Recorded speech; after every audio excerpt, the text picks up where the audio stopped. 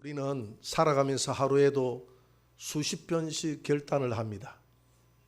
오늘 예배에 오는 이 순간도 여러분들이 아마 결단을 했을 거예요. 예배 가야 되나 말아야 되나. 예배 가는 것은 당연한 일이지 가야 되나 말아야 되나 목사님 그 결단이 필요 있나요? 그렇지 않아요. 우리 교회가 재적이 한 300명 넘게 되는데 매주 이렇게 출석 성도를 보면 한 200명 정도 출석이 돼요. 그러면 나머지 100명 정도는 참석을 못한다는 이야기거든요. 그 참석을 못할 때는 이유가 있지 않겠습니까? 그래서 얼마나 갈등하겠습니까? 오늘 교회를 못 가네, 또 못 가네, 못 가네. 매 순간순간 결단이 따라야 돼요. 러시아의 문호 투르게네프는 사람의 유형을 소설 속 주인공의 이름을 따서 햄릿형과 돈키호테형으로 나눴습니다. 햄릿형은 우유부단한 성격을 가진 사람으로서 깊이 심사숙고하고 사색형의 인간을 가리킵니다. 어떤 일을 만나면 빠르게 결정을 못하고 깊이 심사숙고하는 사람, 이런 사람을 햄릿형이다라고 이야기했습니다. 그리고 돈키호테 같은 그런 형은 망설이기보다는 생각을 가감하게 행동으로 옮기는 사람, 그런 사람을 돈키호테형이다, 이런 행동형 인간을 돈키호테형이다, 이렇게 이야기를 했습니다. 금년에 우리 교회에 20명의 성도가 침례를 받았습니다. 여러분, 이 침례를 받을 때도 결단이 필요하지 않습니까? 침례 받을 때 보니까 물에 대한 공포증이 있는 사람이 2사람이 있어요. 이 공포증은 어쩔 수가 없어요. 왜냐하면 제가 군에 있을 때에 물에 낙하하는, 물에 펑덩 빠지는, 그러니까 사람이 가장 공포를 느낀다고는 1m 높이에서 낙하하는 그런 유격 훈련이 있었습니다. 그런데 서울 체대를 나와가지고 운동을 아주 서울대 체대를 다니는 친구가 ROTC 장교를 해서 축구를 하는데도 너무 잘 뛰고 축구부를 하는데도 너무 잘 뛰고 용감하고, 그런데 그 물 앞에서는 공포가 있는 거예요. 안 들어가려고 하는 거야. 그럼에도 불구하고 이번에 침례를 받았던 사람은 대단한 사람이에요. 대단한 결단이에요. 물에 대한 공포는 내가 실제 겪어보지 않고서는 모두 죽음으로 현장으로 끌려가는 것 같은 그런 느낌을 받거든요. 그걸 극복했다 이 말입니다. 그리고 침례를 받는다는 게 쉬운 일이 아니에요. 여러분, 요즘 사람들이 멱을 감고 할 때 1급수가 아니면 안 감습니다. 낙동강물이 3급수라고 하면 제가 여러분들이 벌써 내년에 안 할까 봐서 2급수는 될 거예요. 2급수는. 그 1급수는 아니에요. 거기에 내 머리를 담그고 온몸을 담그고, 또 여름에 날씨는 덥죠. 물은 차갑죠. 거리는 멀죠. 온 옷은 다 버려져. 머리는 헝클어지죠. 화장은 다 지워지죠. 그런 추한 모습을 보여야 되는데 아름다운 모습이다 이 말입니다. 그 결단이 필요한 거예요. 주님의 좋은 제자가 되겠다는, 내가 이 침례를 통해서 예수님을 고백한다는 그 결단이 필요한 겁니다. 며칠 전에 새가족과 함께 식사를 한 적이 있습니다. 새가족 교회를 잘 안 나와서 식사를 했어요. 근데 이 새가족이 하는 말이, 목사님, 당분간은 교회를 못 놓을 것 같습니다. 왜요? 우리 시어머니가 주말만 되면 나를 찾는데, 얘야 같이 놀자고 찾는데, 그래서 제가 교회를 나오려고 해도 우리 시어머니 때문에 도저히 안 될 것 같아요. 안 가면, 교회를 왔다 하면 하루 종일 부재중 전화가 와 있대. 그래서 우리 시어머니를 위해서 어쩔 수가 없대. 그래서 우리가 믿음을 향해서 천국을 간다는 이 신앙을 가진다는 것은 보통 결단을 해가지고 신앙을 가질 수가 없습니다. 며칠 전 신문을 보니까, 뉴스에 보니까 포항 영일만 일대에 석유가 난대요. 무려 140억 배럴이나 들어가 있다. 여러분, 140억 배럴이면 이 대륙붕에서 발견된 것 중에서 최고 많이 발견된 겁니다. 어마어마한 양이에요. 근데 한 25%는 석유고 75%는 가스라는 거예요. 뭐 가스든 석유든 우리나라에서는 동일하게 중요한 거예요. 그런데 문제는 이 석유를 발견할 확률이 20%밖에 안 된다는 거예요. 그러니까 한 번 떫으면 80%는 실패할 확률이 많다는 거예요. 근데 한 번 떫을 때, 시초를 할 때 얼마의 돈이 들어가느냐 하면 1,000억이라는 돈이 들어간다는 거예요. 정부에서는 최소한 한 10번 정도 떨궈야 되겠다라고 계획을 하고 있다는 거예요. 그 10번 떨궈가 안 놓으면 돈 1조를 그냥 날려버리는 거예요. 1조를 날려버리는 거예요. 그러니까 국민적인 합의가 필요하겠죠. 이 정부에서 잘 결단해야 돼요. 잘 결단의 순간에 잘 결단하면 그게 터졌다 하면 2천조야, 2천조. 삼성보다도 무려 5배 가치가 있는 그런. 그리고 여러분들에게 요즘 뭐 돈 20만 원 나눠주느냐 마느냐 가지고 정부에서 그 좁쌀맞게 그거 안 나눠주고 막 그걸 이라고 하는데 2천조가 터졌다 하면 얼마나 나눠주겠습니까? 1인당 4천만 원씩 나눠줘도 된다는 거예요. 그런데 결단이 필요해. 결단이 필요해. 무엇이든지 우리의 삶 가운데서 일을 하든지 직장을 다니든지 믿음 생활을 하든지 결단이 필요하다 이 말입니다. 오늘 본문에 보니까 오늘 예수님을 따랐던 4명의 제자가 나옵니다. 예수님이 갈릴리 호수로 거닐면서 그 안드레와 베드로를 만나게 됩니다. 뭘 하고 있었느냐 하면 고기를 잡고 있었어요. 고기를 잡고 있는 그들을 향해서 나를 따르라. 내가 사람 낚는 어부가 되게 해주겠다라고 이야기했거든요. 그랬더니 배와 그물을 버려두고 주님을 따랐다고 이야기합니다. 그리고 조금 가다가 야고보와 세베대 아들 야고보와 요한을 만나게 됩니다. 그물을 깁더라고 했거든요. 그물을 깁고 있을 때 나를 따르라라고 하니까 배와 아버지를 버려두고 예수님을 따랐다라고 이야기합니다. 결단하는데 시간이 1시간이 걸린 것도 아니고 단 1분 만에 즉시 1분도 아니고 몇 초 만에 즉시 주님을 따랐습니다. 여러분 제자와 우리와의 차이가 여기 있는 것 같아요. 우리는 믿음을 가지기에 그렇게 쉽게 믿음을 가진 사람이 여기에는 거의가 없었을 거예요. 예수를 따랐던 그 순간을 한번 생각을 해보세요. 여러분 얼마나 많은 예수님 믿으라고 할 때 여러분 많이 핍박했죠. 우리 김선자 집사님 내가 전도하러 갔더니 자기 오빠를 데리고 갔는데 창원으로 갔는데 오빠가 전도 하나 해주겠다 해가지고 저 대전에서 여기까지 내려와가지고 갔는데 세상에 빠꾸를 먹이더라고요. 아직은 예수 못 믿겠다더라고. 아마 오빠를 안 데려갔으면 커피도 한 잔 못 마시고 그냥 왔을 거예요. 이와 같이 예수님의 제자들은 결단을 할 때 단순간에 결단을 해버렸다. 그래서 제자들이 된 거예요. 그렇게 되기가 쉽지 않아요. 단순간 얼마나 우리는 땡기고 잡고 땡기고 잡고 땡기고 잡고 이렇게 하다가 예수 믿었지 않습니까? 다 그랬지 않습니까? 처음부터 교회 갑시다. 예, 아멘 하고 따라온 사람이 있습니까? 나 하나님 믿겠습니다 하고 따라온 사람이 있습니까? 없다 이 말입니다. 우리 교회에 LPG 가스를 주문을 했는데 청년이 왔어요. 청년 예수 믿으십니까? 라고 물어보니까 예전에는 교회를 다녔대. 청년회 회장도 하고 군에서도 잘 다녔는데 집에 와서 보니까 어머니가 불교를 다녔는데 내 눈에 흙이 들어가기 전에는 안 된다 얘야 안 된다 해서 엄마에게 할 수 없이 효도하는 마음으로 지금 교회를 안 나가고 있습니다. 이와 같이 결단하는 게 쉬운 일이 아니에요. 청년회 회장을 한다고 다 되는 게 아니에요. 영혼을 향해서 결단하는 게 쉬운 게 아닙니다. 요한복음 6장에 보니까 많은 사람들이 예수님을 따랐습니다. 10,000명이 넘는 사람들이 예수님을 따르면서 그들이 예수님에게 이야기합니다. 하늘에서 떡을 모세가 떡을 내렸던 것처럼 당신도 떡을 내려준다면 우리가 하나님의 아들로 인정하고 선지자로 인정을 하겠습니다. 떡을 내려주세요. 우리에게 떡을 주세요. 그랬더니 예수님이 하시는 말씀이 그 떡은 먹고도 다 광야에서 죽었느니라. 그러나 내가 주는 떡을 먹으면 영원히 죽지 않을 것이다. 그러면 그 떡을 주세요.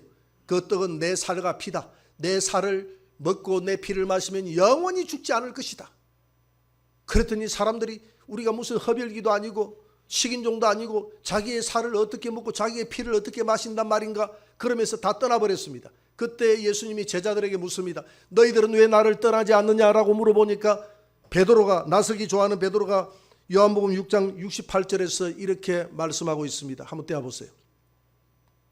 다 같이 시몬 베드로가 대답하여 주여 영생의 말씀이 주께 있사오니 우리가 누구에게로 가오리까? 영생의 말씀이 주님께 있는데 우리가 어디로 가오리까? 영원한 생명이 여기 있는데 영원한 생명이 여기 있는데 여러분 주님께서 영원한 생명을 발견한 사람을 이렇게 말하고 있습니다. 남의 밭을 반일해 주다가 밭에 금괴짝을 발견한 거예요. 그래서 살짝 묻어두고 밭주인에게 흥정을 합니다. 자기의 재산을 다 팔아가지고 내가 이 밭을 몇 배를 주고 살 테니까 나에게 파시오 하니까 밭주인은 너무 좋아서 그 밭을 팔아버렸습니다. 사람들은 그 밭을 5배, 6배, 7배 주고 탄 그 밭을 산 사람을 향해서 어리석다고 이야기했어요. 그러나 과연 어리석은 사람입니까? 그렇지 않아요. 그 밭을 산 사람만이 어리석지 않다는 것을 이해하는 줄 믿으시기 바랍니다. 밭을 산 사람만 알아요. 마찬가지입니다. 교회를 다니고 예수를 믿는 사람들은 어떤 사람들은 어리석다라고 이야기하는데 믿음 생활을 해본 사람만이 이해를 합니다. 하나님이 살아계시고 예수 그리스도 안에 영원한 생명이 있는 것이 참으로 가치 있다는 것을 예수를 믿는 사람만이 이해한다 이 말입니다. 그렇기 때문에 예수를 믿는 데는 결단이 필요해요.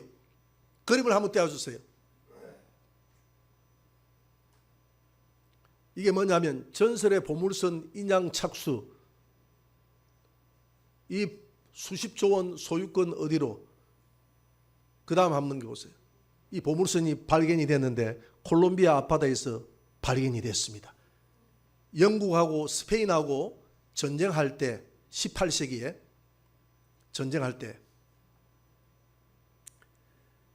영국의 포에 맞아가지고 스페인 배가 콜롬비아 앞바다에서 침몰돼 버렸어요. 그런데 그게 발견이 된 거야. 지금 실제 발견이 됐는데 돈이 얼마냐 하면 무려 27조나 되는 거예요. 27조. 27조 많지 않아요. 제 차가 27조입니다. 27조 7,142원입니다.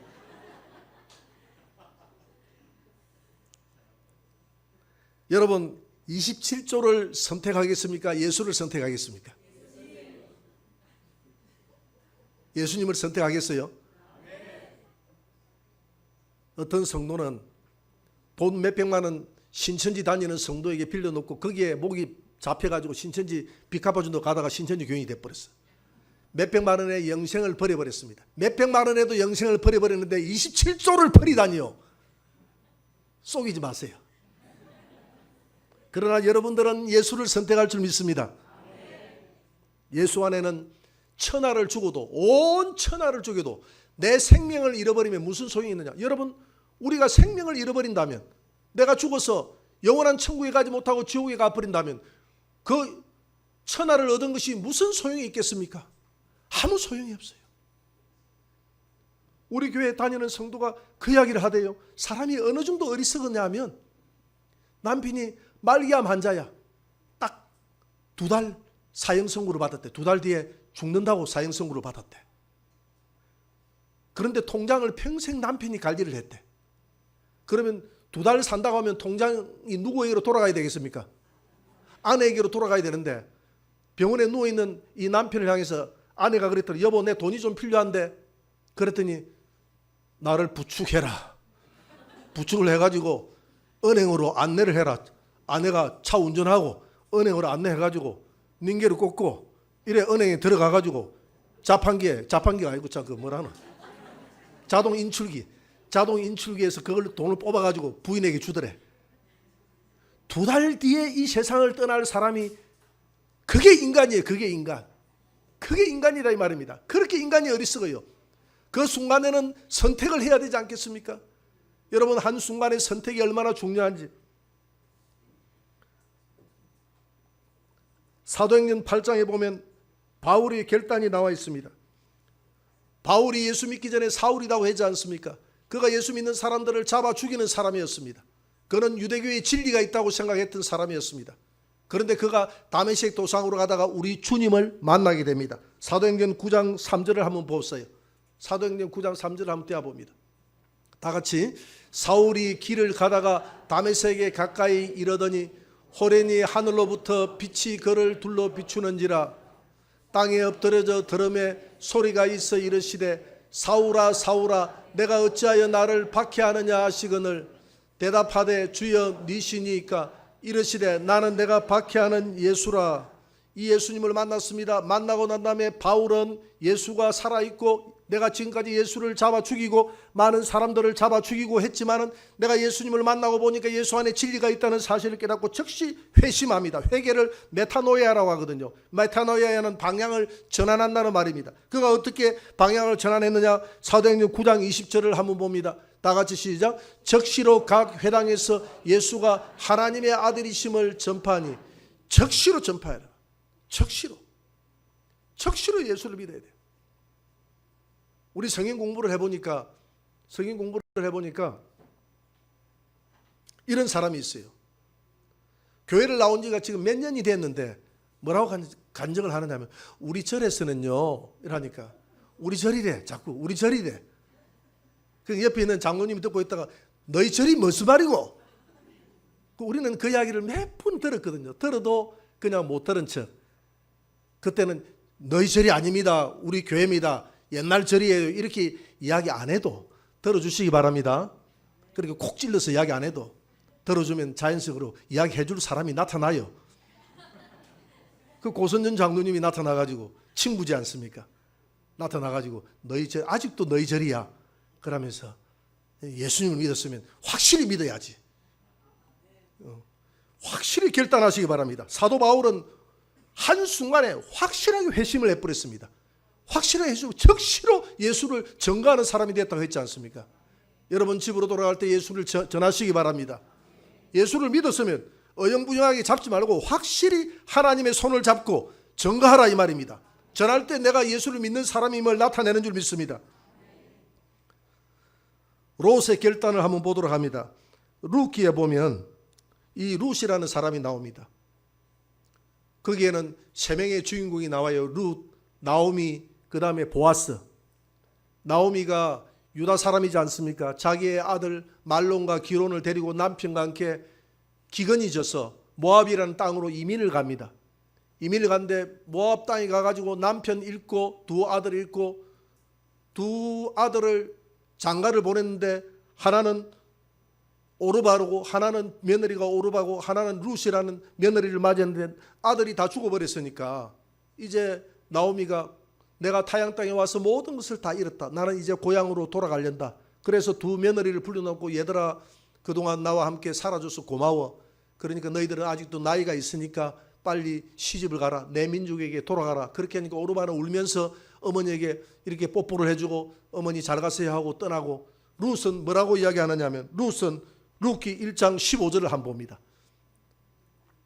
뭐라고 나오미에게 이야기하는지 같이 읽어봅시다. 나오미가 또 이르되 보라 내 동서는 그의 백성과 그의 신들에게로 돌아가나니 너도 너의 동서를 따라 돌아가라 하니 룻이 이르되 내게 어머니를 떠나며 어머니를 따르지 말고 돌아가라 강건하지 마옵소서. 어머니께서 가시는 곳에 나도 가고 어머니께서 머무시는 곳에서 나도 머물겠나이다. 어머니의 백성이 나의 백성이 되고 어머니의 하나님이 나의 하나님이 되시리니 어머니께서 죽으시는 곳에서 나도 죽어 거기 묻힐 것이라. 만일 내가 죽는 일 외에 어머니를 떠나면 여호와께서 내게 벌을 내리시고 더 내리시기를 원하느니라 하는지라.